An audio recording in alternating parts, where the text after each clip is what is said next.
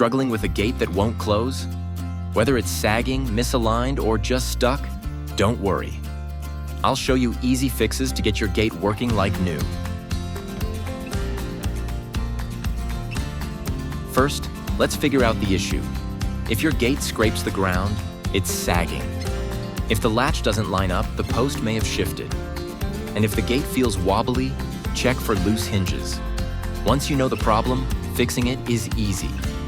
Start by tightening the hinge screws with a drill. If they're loose, use longer screws for a stronger hold. Now check the latch. If it's misaligned, loosen the screws, reposition it, and tighten it back in place. If your gate sags, a brace kit can fix it. Attach the diagonal brace from the bottom hinge side to the top opposite corner. Then, tighten the turnbuckle to raise the gate back into alignment. Now, test your gate by opening and closing it.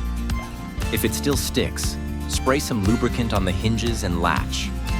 This prevents rust and keeps your gate moving smoothly. And that's it. Your gate is fixed. If this helped, give it a like and follow for more DIY home repair tips. Need professional help?